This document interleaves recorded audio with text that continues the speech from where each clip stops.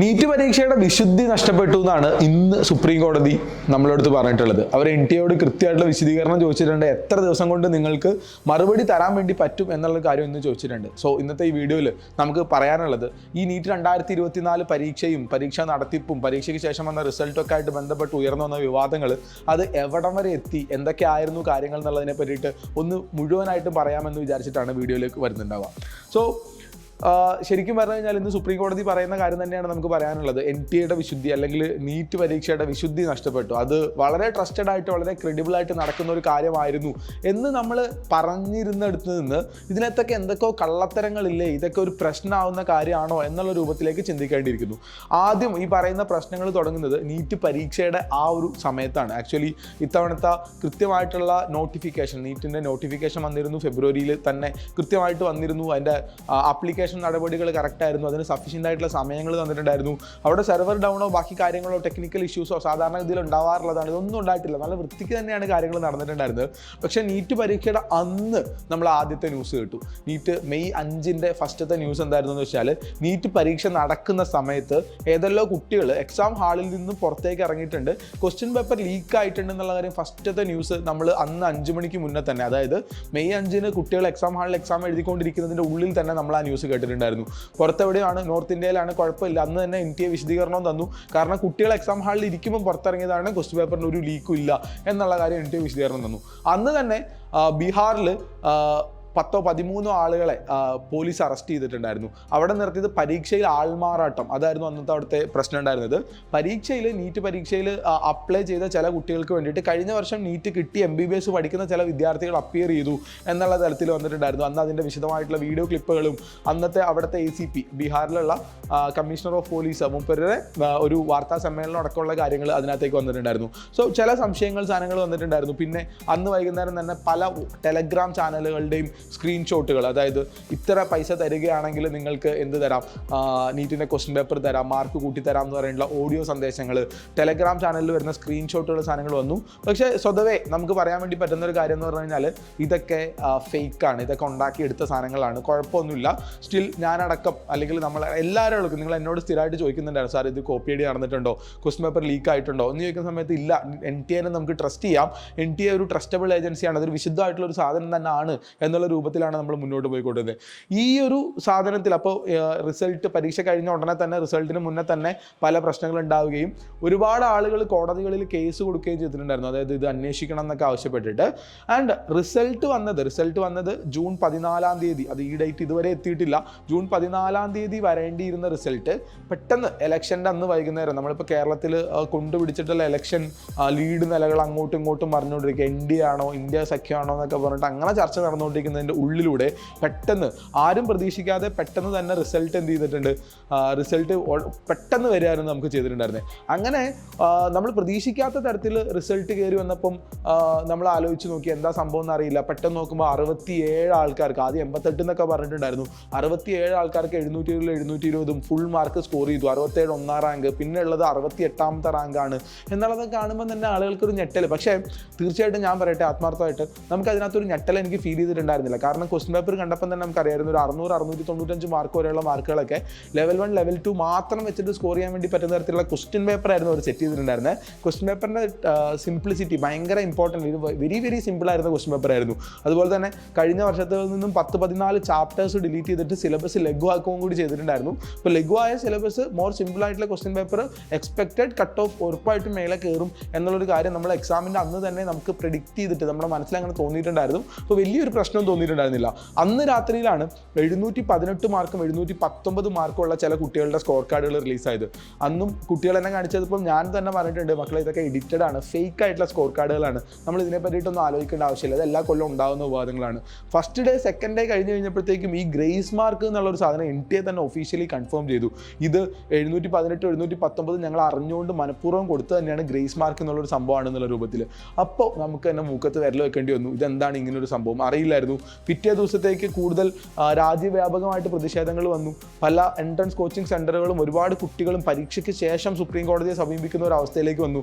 ആ സമയത്താണ് NTA അടുത്ത വിശദമായിട്ട് സാധനം വന്നത്. 1563 ആളുകൾക്ക് ഗ്രേസ് മാർക്ക് കൊടുത്തിട്ടുണ്ട്. പിന്നീട് ഓരോ ദിവസം കഴിയുമ്പോഴും നമുക്ക് ഇവിടെ വന്നുകൊണ്ടിരുന്ന വാർത്തകൾ, ഇവിടെ വന്നുകൊണ്ടിരുന്ന സാധനങ്ങൾ എന്താണെന്ന് വെച്ച് കഴിഞ്ഞാൽ ഈ വന്ന ഗ്രേസ് മാർക്കുകൾ, ചില ആളുകൾ പറയുന്നു 635-ൽ നിന്ന് 85 മാർക്ക് ഗ്രേസ് മാർക്ക് കിട്ടിയിട്ട് 720 ആളെ കുട്ടിയുണ്ടെന്ന് പറയുന്നു. +1 +2 ഫിസിക്സിനും കെമിസ്ട്രിക്കും വളരെ കുറഞ്ഞ മാർക്ക് കിട്ടിയ കുട്ടിക്ക് 705 മാർക്ക് കിട്ടിയെന്ന് പറയുന്നു. അതൊന്നും പോസിബിൾ അല്ലാത്ത കാര്യമൊന്നുമല്ല. ഈ വളരെ കുറഞ്ഞ മാർക്ക് കിട്ടിയ കുട്ടി പഠിച്ചെടുത്ത് കഷ്ടപ്പെട്ട് മുന്നോട്ട് പോകാം. കേരളത്തിൽ തന്നെ നമ്മൾ പലപ്പോഴും കണ്ടിട്ടുണ്ട് +2 തോറ്റ കുട്ടികൾ MBBS എത്തുന്ന സാധനം കണ്ടിട്ടുണ്ട്. ഞാൻ കണ്ടിട്ടുണ്ട്. എൻ്റെ സീനിയറായിട്ട് കോഴിക്കോട് മെഡിക്കൽ കോളേജിൽ പഠിച്ച മാത്സിന് ഫെയിൽ ആയിട്ടുള്ള ആളെ ഞാൻ കണ്ടിട്ടുണ്ട്. It is there, it is possible. അവരുടെ അധ്വാനം കൊണ്ടും അവരുടെ ഡെഡിക്കേഷനും കൊണ്ടും അവർക്ക് എത്തിച്ചേരാൻ വേണ്ടി പറ്റുന്നുണ്ടാവും. ഇനി അതല്ല, ഇനി ആ കുട്ടിയുടെ 705 കിട്ടിയ കുട്ടിയുടെ പേരിലുള്ള മാർക്ക് ലിസ്റ്റ് എഡിറ്റ് ചെയ്തുണ്ടാക്കാൻ ഇപ്പോൾ കുഞ്ഞു കുട്ടികൾക്ക് വരെ ഒരു ഫോട്ടോ എഡിറ്റ് ചെയ്തുണ്ടാക്കുക എന്നുള്ളത് അത്ര വലിയ മല്ലൊന്നുമല്ല. സോ അങ്ങനെ പോസിബിൾ ആയിട്ടുള്ള ഒരു സമയത്താണ് നമ്മൾ എന്ത് ചെയ്തുകൊണ്ടിരിക്കുന്നത്, ജീവിച്ചുകൊണ്ടിരിക്കുന്നത്. അപ്പോൾ അത് ഇതിനൊന്നും വാസ്തവം അറിയില്ല. പക്ഷേ ഇതിനകത്ത് നീറ്റ് എക്സാം റിസൾട്ട് കഴിഞ്ഞിട്ട് പല തവണ എന്ത് ചെയ്തിട്ടുണ്ട്, പുതിയ ആരോപണങ്ങൾ, സാധനങ്ങൾ വന്നിട്ടുണ്ട്. ഇന്ന് സുപ്രീം കോടതിയിൽ നടന്ന എന്താണെന്ന് വെച്ചാൽ അതിൻ്റെ ഫസ്റ്റ് സെഷൻ, എക്സാമിന് മുന്നേ നടന്നിട്ടുള്ള ആരോപണങ്ങളെ പറ്റിയിട്ട് സുപ്രീം കോടതിയിൽ ഇന്ന് കേസുകൾ കേൾക്കുകയുണ്ടായി. ഇന്ന് കേസ് കേൾക്കുന്ന സമയത്ത് സുപ്രീം കോടതി എന്ന് പറഞ്ഞിട്ടുള്ള കാര്യം നീറ്റ് പരീക്ഷയുടെ വിശുദ്ധി നഷ്ടപ്പെട്ടിട്ടുണ്ട്. അപ്പോൾ അതിനെതിരെ NTA ആലോചിച്ചിട്ട് മറുപടി കൊടുക്കാൻ വേണ്ടിയിട്ട് NTA മറുപടി കൊടുക്കണം എന്നുള്ളതാണ്. അപ്പോൾ NTA പറഞ്ഞാൽ എന്താണെന്ന് വെച്ചാൽ ഞങ്ങൾക്ക് സമയം വേണമെന്ന് പറഞ്ഞു. എത്ര സമയം എന്ന് വെച്ചപ്പോൾ ഇനീഷ്യലി കൊടുത്ത റെസ്പോണ്ട് ജൂലൈ 8 എന്ന് പറയുമ്പോൾ ഇനി ഏകദേശം 1 മാസത്തോളം സമയം വേണം എന്നുള്ള ആവശ്യപ്പെട്ടത്. പക്ഷേ അത്രയൊന്നും മുന്നോട്ട് പോകുമെന്നുള്ളൊരു പ്രതീക്ഷ നമുക്കില്ല.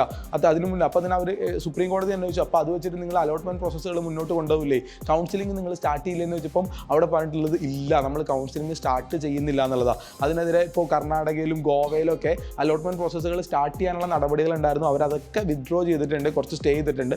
അതിനിടയിൽ തന്നെ കൊൽക്കത്ത ഹൈക്കോടതിയിൽ നിന്ന് ഒരു വിധി ഉണ്ടായിരുന്നു ഇതിനെ പറ്റിയിട്ട് കൂടുതൽ അന്വേഷിക്കണം എന്ന് പറഞ്ഞിട്ട്. കൊൽക്കത്ത ഹൈക്കോടതി എന്ത് ചെയ്തിട്ടുണ്ട്, ഈ സാധനങ്ങൾ ഇനി മുന്നോട്ട് പോകരുത് എന്നുള്ള രൂപത്തിലേക്ക് ഒരു ചെറിയ, അത് സ്റ്റേ അല്ല കൊടുത്തിട്ടുള്ളത്, പക്ഷേ വാക്കാൽ ഒരു എക്സ്പ്ലനേഷൻ വേണം എന്നുള്ള രൂപത്തിൽ ആവശ്യപ്പെട്ടിട്ടുണ്ട്.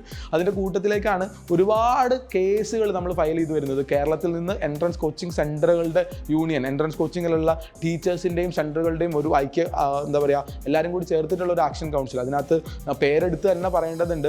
പാലാ ബ്രില്യൻ്റ്, കോട്ടക്കൽ യൂണിവേഴ്സൽ, കോഴിക്കോടുള്ള Rise, JP's Classes, Dopa, Harvest, മുക്കത്തുള്ള ടാർഗറ്റ് നീറ്റ് ക്യാമ്പസ്, അങ്ങനെ ഒരുപാട് ആളുകൾ, കേരളത്തിലുള്ള എൻട്രൻസ് കോച്ചിങ് സെൻറ്റേഴ്സിൻ്റെ ടീച്ചേഴ്സിൻ്റെ അസോസിയേഷൻ, ECCA, പിന്നെ അതുപോലെ തന്നെ വിദ്യാർത്ഥി യൂണിയൻസ് ആയിട്ടുള്ള രാഷ്ട്രീയ പ്രതിനിധികളായിട്ടുള്ള MSF, മെഡിഫെഡ്, പുതിയതായിട്ടുള്ള ആളുകൾ എല്ലാവരും കൂടി ചേർന്നിട്ട് ഒരു ആക്ഷൻ കൗൺസിൽ വന്ന് കേരളത്തിൽ തന്നെ. അതും വളരെ റയർ ആയിട്ടുള്ളൊരു കാഴ്ചയാണ്. ഞാൻ കഴിഞ്ഞ 10-12 വർഷമായിട്ട് എൻട്രൻസിൽ നിൽക്കുന്നുണ്ടെങ്കിലും എല്ലാ എൻട്രൻസ് കോച്ചിങ് സെൻ്ററുകളും കൂടി ഒരുമിച്ചൊരു മീറ്റിങ്ങിൽ വന്ന് പങ്കെടുത്ത് ഇതിനെതിരെ നമ്മൾ പ്രതിഷേധിക്കണം, ഒരുമിച്ചൊരു സ്ഥലത്ത് ഇരിക്കുന്നത് തന്നെ ആദ്യമായിട്ടുള്ളൊരു സാധനമാണ്. സോ അങ്ങനെ നമുക്കതിൻ്റെ കൂടെ നമുക്കിതിൻ്റെ പ്രതിഷേധവും സാധനങ്ങളുമായിട്ട് മുന്നോട്ട് പോകാൻ വേണ്ടി പറ്റിയിട്ടുണ്ട്. ഇനി എന്താണ് സംഭവിക്കാൻ വേണ്ടി പോകുന്നത് എന്നുള്ള കാര്യം കൂടി പറഞ്ഞുതരാം.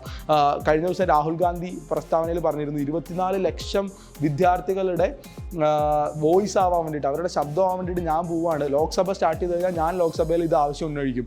കേരളത്തിൽ നമ്മളുടെ തന്നെ ആക്ഷൻ കൗൺസിലിൻ്റെ ഭാഗമായിട്ട് കേരളത്തിലുള്ള 20 MPമാരെയും നമ്മൾ ഡയറക്റ്റ്ലി കണക്ട് ചെയ്തിട്ടുണ്ട്. കേരളത്തിൽ നിന്ന് ഇപ്പോൾ ജയിച്ച് മുന്നോട്ട് പോകുന്ന എല്ലാ MPമാരെയും നമ്മൾ കണക്ട് ചെയ്തിട്ടുണ്ട്. അപ്പോൾ ഇവരെല്ലാവരും നമ്മളോട് ഒരുമിച്ച് പറഞ്ഞിട്ടുണ്ട് അവർ ഇതിനെപ്പറ്റി സംസാരിക്കും എന്നുള്ള കാര്യങ്ങൾ, നേരിട്ട് തന്നെ വാക്കുകൾ തന്നിട്ടുള്ള കാര്യങ്ങളാണ്. സോ വൺസ് ലോക്സഭ സ്റ്റാർട്ട് ചെയ്ത് കഴിഞ്ഞാൽ ഇതൊരു പൊളിറ്റിക്കൽ സാധനമായിട്ട്, കോൺഗ്രസിൻ്റെ സൈഡിൽ നിന്ന്, പ്രതിപക്ഷത്തിൻ്റെ സൈഡിൽ നിന്നൊരു പൊളിറ്റിക്കൽ സാധനമായിട്ട് തന്നെ ഇതിനെ ലോക്സഭയിൽ ഉയർത്തി കൊണ്ടുവരുന്നുണ്ടാവും. അതിന് മുന്നേ തന്നെ മല്ലികാർജ്ജുൻ ഖാർഗെ പോലെയുള്ള കോൺഗ്രസിൻ്റെ നേതാക്കൾ അവരത് ഏറ്റെടുത്തിട്ടുണ്ട്. ഇത് ഞാൻ കോൺഗ്രസ് എന്ന് പറയുമ്പം അങ്ങനെ വിചാരിക്കേണ്ട, അതൊരു പൊളിറ്റിക്കൽ സാധനമല്ല, പക്ഷേ ബേസിക്കലി ഇത് പ്രതിപക്ഷത്തിൻ്റെ ശ്രദ്ധയിൽ സാധനം കാര്യമായിട്ട് പെടുകയും ഇവരിത് ഏറ്റെടുക്കാം എന്നുള്ള കാര്യം നമ്മളോട് പറഞ്ഞിട്ടുണ്ട് എന്നുള്ളതാണ്. സോ അങ്ങനത്തെ ഒരു പൊളിറ്റിക്കൽ മൂവ്മെൻറ്റ് ഇതിൻ്റെ പാരലലി നടക്കുന്നുണ്ടാവും. ഒരുപാട് കേസുകൾ ഇപ്പോൾ നാളെ എന്ന് പറഞ്ഞു കഴിഞ്ഞാൽ 12-ാം തീയതിയാണ് നീറ്റ് പരീക്ഷയ്ക്ക് ശേഷം ഈ ഗ്രേസ് മാർക്ക് എന്നുള്ള വിഷയത്തിലേക്ക് സുപ്രീം കോടതി കേസ് കേൾക്കാൻ വേണ്ടി ഇരിക്കുന്നത്. അപ്പോൾ ഇന്നത്തതിൽ തന്നെ സുപ്രീം കോടതി വിശുദ്ധി നഷ്ടപ്പെട്ടിട്ടുണ്ട് എന്ന് പറയുമ്പോൾ നാളെ ഗ്രേസ് മാർക്കിൻ്റെ വിഷയത്തിൽ കേസ് കേൾക്കുന്ന സമയത്ത് സുപ്രീം കോടതി ഉറപ്പായിട്ടൊരു തീരുമാനം എടുക്കുക എന്നുള്ളതാണ്. അപ്പോൾ ഇതിനകത്ത് ഇനി എന്ത് സംഭവിക്കും എന്ന് വെച്ച് കഴിഞ്ഞാൽ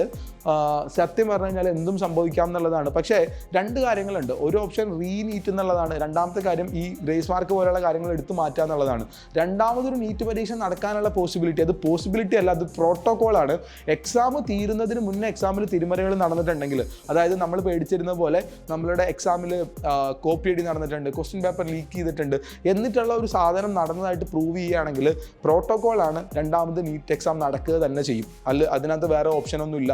സുപ്രീം കോടതി തന്നെ പറയും രണ്ടാമതൊരു എക്സാം നടത്തണം എന്ന് പറയും. സോ അത് കേൾക്കുന്ന സമയത്ത് ഒരുപാട് ടോപ്പിൽ വരുന്ന ഒരു 1%, 2% ആൾക്കാരുണ്ട്. അവരാണ് ഏറ്റവും കൂടുതൽ അധ്വാനിച്ചതും അവരാണ് നേടിയെടുത്തതും. അവരുടെ അധ്വാനത്തിന് നമുക്കൊന്നും പറയാനില്ല, അൺമാച്ചബിൾ ആയിട്ടുള്ള ഒരു മാച്ചില്ലാത്ത രൂപത്തിലുള്ള അധ്വാനമാണ് അവർ ചെയ്തിട്ടുള്ളത്. അപ്പോൾ അവർക്കാണ് ഏറ്റവും കൂടുതൽ ബുദ്ധിമുട്ടുണ്ടാവുക എന്നുള്ള കാര്യം നമുക്കറിയാം. പക്ഷേ സോറി ടു സേ, അവിടെ ഒരു കോപ്പി അടി നടന്നിട്ടുണ്ടെങ്കിൽ അവിടെ രണ്ടാമതൊരു എക്സാം നടക്കുക തന്നെ ചെയ്യുന്നുള്ളതാണ്. ഇനി കോപ്പി അടി ഒന്നും പ്രൂവ് ചെയ്യാൻ പറ്റിയിട്ടില്ലെങ്കിലും നമ്മുടെ ഗ്രേസ് മാർക്ക് എന്നുള്ള സാധനത്തിൽ നിന്ന് ഇവർ ബാക്കിലേക്ക് പോകുന്നുണ്ടാവും. അതുവരേക്ക് നമ്മുടെ കൗൺസിലിംഗ് പ്രോസസ്സുകൾ മൊത്തമായിട്ടും ഒന്ന് സ്റ്റേ ചെയ്യാൻ വേണ്ടിയിട്ട്, ഇപ്പോൾ ഒഫീഷ്യലി സ്റ്റേയോ സാധനങ്ങളോ വന്നിട്ടില്ലെങ്കിൽ പോലും അവരൊരു പ്രോസസ്സുകളൊന്ന് ഡിലേ ചെയ്യാൻ വേണ്ടിയിട്ടുള്ള സാധ്യതകൾ നമ്മൾ കാണുന്നുണ്ട്. സോ ഇനി എന്തായിരിക്കും ഇതിൻ്റെ ബാക്കി നടക്കുക എന്നുള്ളൊരു കാര്യം നമുക്ക് കണ്ടിരുന്ന് വേണം കാണാൻ വേണ്ടിയിട്ട്. അപ്പോൾ തീർച്ചയായിട്ടും നമ്മൾ നാളെ 12-ാം തീയതി നമ്മളെയൊക്കെ എല്ലാവരുടെയും കണ്ണുകൾ സുപ്രീം കോടതിയിലേക്കാണ് ഉണ്ടാവുക. സുപ്രീം കോടതിയിൽ എന്താണോ വിധി വരുന്നത്, എന്താണോ മറുപടി പറയുന്നത്, NTA എന്ത് വിശദീകരണമാണോ ആവശ്യപ്പെടുന്നത് എന്നുള്ള കാര്യങ്ങൾ നോക്കാം. ഇനി ഇതിനെതിരെയുള്ള കുറേ ദുരൂഹതകളും കൂടി ഇതിനകത്ത് നമുക്ക് ആഡ് ചെയ്യാനുണ്ട്. ദുരൂഹതകൾ എന്ന് പറയുമ്പോൾ സീരിയസ്ലി നമുക്ക് തന്നെ പറയേണ്ടതുണ്ട്. ഒന്നാമത്തെ കാര്യമുണ്ട്, ഇതൊരു സ്കാം ആണെന്ന് തന്നെ വിചാരിക്കുക. സ്കാം ആണെങ്കിൽ അവരെന്തായിരിക്കും സ്കാമിൽ വിചാരിച്ചിട്ടുണ്ടാവുക? കുറച്ച് കുട്ടികളെ തിരികെ കയറ്റണം, റിസൾട്ട് ഇല്ലാത്ത കുറച്ച് കുട്ടികളെ ഡൽഹി എയിംസിലേക്കോ ഉയർന്ന മെഡിക്കൽ കോളേജുകളിലേക്കോ എളുപ്പത്തിൽ അഡ്മിഷൻ കിട്ടാവുന്ന രൂപത്തിൽ തിരികെ കയറ്റണം. അങ്ങനെയാണെങ്കിൽ അവർക്ക് 716 മാർക്കോ 715 മാർക്കോ കൊടുത്താൽ പോരായിരുന്നോ? എന്തിനാണ് അവർ 718, 719 കൊടുക്കുന്നത്? 718, 719 കൊടുത്തു കഴിഞ്ഞാൽ അത് പിടിക്കപ്പെടും എന്നുള്ള കാര്യം ഉറപ്പല്ലേ? അപ്പോൾ ഇതൊരു സ്കാം ആയിരുന്നെങ്കിൽ എന്തിനു വേണ്ടിയിട്ടാണ് അവർ ഈ പറയുന്നത് പോലെ ഒരു 718, 19 പോകുന്നത്? അത് പിടിക്കാൻ വേണ്ടിയിട്ട് വെച്ചിട്ടുള്ള ഒരു സാധനം മറ്റോ ആണോ? ഇതിനകത്ത് വേറെ എന്തെങ്കിലും ഒരു സാധനങ്ങളുണ്ടോ? ഇപ്പോൾ നാഷണൽ ലെവലിൽ നടക്കുന്ന നീറ്റ് പരീക്ഷ എന്നുള്ളൊരു പരീക്ഷയെ തന്നെ അട്ടിമറിക്കാൻ, NTA എന്ന് പറയുന്ന ഒരു ഏജൻസിയെ തന്നെ അട്ടിമറിക്കാൻ, അങ്ങനത്തെ എന്തെങ്കിലും കാര്യങ്ങളാണോ? ഇതിനകത്ത് എന്തെങ്കിലും പൊളിറ്റിക്കൽ ഗെയിംസ് ഉണ്ടോ? ഒരു ഐഡിയയും നമുക്ക് കിട്ടുന്നില്ല. പക്ഷേ എന്തായാലും വിശദമായിട്ടുള്ളൊരു അന്വേഷണം നടക്കുകയും ഈ ഒരു ഫീൽഡിനകത്ത്, പക്ഷേ ഒറ്റ കാര്യം ഉറപ്പാണ്, അത് കണ്ടുകൊണ്ടിരിക്കുന്ന മക്കളോടും പേരൻസിനോടും ബാക്കി ആൾക്കാരോടൊക്കെയാണ് പറയാനുള്ളത്. 2025 മെഡിക്കൽ പ്രവേശനം എന്ന് പറയുന്ന ഒരു കാര്യം നടക്കണം. എങ്ങനെയെങ്കിലും മെഡിക്കൽ സീറ്റുകൾ, ഒരുപാട് ആളുകൾ ആഗ്രഹിക്കുന്ന MBBS അല്ലെങ്കിൽ BDS, അതിൻ്റെ അല്ലൈഡ് ആയിട്ടുള്ള ബാക്കി കോഴ്സുകളിലേക്കുള്ള പ്രവേശനം നടക്കണം. പ്രവേശനം നടക്കണമെങ്കിൽ 2025 എന്തായാലും ഒരു പ്രവേശന പരീക്ഷ ഉണ്ടാവും. പ്രവേശന പരീക്ഷയുടെ പേര് നീറ്റുന്നതായിരിക്കോ, നടത്തുന്ന ഏജൻസി NTA ആയിരിക്കോ എന്നുള്ള കാര്യം നമുക്കറിയില്ല. പക്ഷേ അങ്ങനെ ഒരു പ്രവേശന പരീക്ഷ എന്തായാലും ഉണ്ടാവും. ആ പ്രവേശന പരീക്ഷ നടക്കുക തന്നെ ചെയ്യും. അതിന് വേണ്ടിയിട്ടുള്ള എല്ലാ മുന്നൊരുക്കങ്ങളും, എല്ലാ സാധനങ്ങളും നമ്മൾ ചെയ്യുകയും ചെയ്യും. പക്ഷേ എന്തായാലും ഇത് ചരിത്രത്തിലൊരു വഴിത്തിരിവായിരിക്കും. ഒന്നുമില്ലെങ്കിൽ NTA തന്നെയാണ്, നീറ്റ് തന്നെയാണ് നടക്കാനുള്ളതെങ്കിലും അടുത്ത വർഷം മുതൽ യാതൊരു പരാതികൾക്കും ഇടയാക്കാതെ വേണം ഈ സാധനങ്ങൾ മുന്നോട്ട് കൊണ്ടുപോകാൻ എന്നുള്ളതാണ്. സോ അത്രയും കാര്യങ്ങളാണ് ഇന്നത്തേക്ക് നിങ്ങൾക്ക് പറയാനുള്ളത്. ഈ സ്കാം റിപ്പോർട്ടായിട്ട് ബന്ധപ്പെട്ട എന്ത് കാര്യങ്ങളും നിങ്ങളിലേക്ക് ലൈവായിട്ട് തന്നെ കൃത്യമായിട്ട് തന്നെ അപ്ഡേറ്റുകൾ നിങ്ങൾക്കായിട്ട് പോസ്റ്റ് ചെയ്ത് തരുന്നുണ്ടാവും. ചാനൽ സബ്സ്ക്രൈബ് ചെയ്ത് വെക്കണം. പിന്നെ നിങ്ങളോടാണ് പറയാനുള്ളത്, നീറ്റ് 2025 എന്തായാലും പരീക്ഷയുണ്ട്. ആ പരീക്ഷയ്ക്ക് വേണ്ടിയിട്ട് നിങ്ങൾക്കൊരു മെഡിക്കൽ സീറ്റാണ് ആഗ്രഹമെങ്കിൽ നിങ്ങൾ ആ പരീക്ഷയ്ക്ക് വേണ്ടിയിട്ട് നിലവിലുള്ള സിലബസ് പ്രകാരം കൃത്യമായിട്ട് പഠിച്ചു തുടങ്ങേണ്ട സമയമായിട്ടുണ്ട്. ബാച്ചുകളിലേക്ക് അഡ്മിഷൻ നടന്നുകൊണ്ടിരിക്കുന്നുണ്ട്. ഡോപ്പയിൽ വളരെ എഫിഷ്യൻ്റ് ആയിട്ടുള്ള ഒരു സ്റ്റഡി സിസ്റ്റം നിങ്ങൾക്ക് വേണ്ടി റെഡിയാക്കി വെച്ചിട്ടുണ്ട്. അതിനകത്തേക്ക് അഡ്മിഷൻസ് കണ്ടിന്യൂയിങ് ആണ്. താല്പര്യമുള്ളവർക്ക് നിർബന്ധമായിട്ടും ഉറപ്പായിട്ടും വന്നിട്ട് അഡ്മിഷൻ എടുക്കാൻ വേണ്ടി പറ്റും. ട്രസ്റ്റ് ചെയ്ത് കൂടെ നിൽക്കാം. ഈ സാധനങ്ങളിൽ ഇപ്പോൾ നടക്കുന്ന പുകപടലങ്ങൾ, ഇപ്പോൾ നടക്കുന്ന വെടി, പുക, ഒച്ചപ്പാട്, ബഹളത്തിലൊന്നും നമ്മൾ ശ്രദ്ധിച്ചിരിക്കരുത് എന്നുള്ളതാണ് അടുത്ത വർഷത്തേക്കുള്ള കുട്ടികളോട് പറയാനുള്ളത്. ഈ വർഷം എഴുതി റിസൾട്ട് കാത്തിരിക്കുന്ന കുട്ടികൾ, you have to wait for tomorrow. Minimum നാളെ വരെയെങ്കിലും വെയിറ്റ് ചെയ്ത് നിൽക്കണം. സുപ്രീം കോടതിയിൽ നിന്ന് എന്ത് വിധിയാണ് വരിക എന്നുള്ളതനുസരിച്ച് പറയാം. കറക്റ്റ് ടൈമിൽ നിങ്ങൾക്ക് കൂടുതൽ കാര്യങ്ങൾ അപ്ഡേറ്റ് ചെയ്ത് തരുന്നുണ്ടാവും. So thank you so much for watching. നാളത്തേക്ക് അടുത്തൊരു അപ്ഡേറ്റിന് വേണ്ടിയിട്ട് കാത്തിരിക്കൂ. ചാനൽ സബ്സ്ക്രൈബ് ചെയ്യുന്ന ആരും ഓർക്കാം. നാളത്തെ വീഡിയോയിൽ വീണ്ടും കാണാം.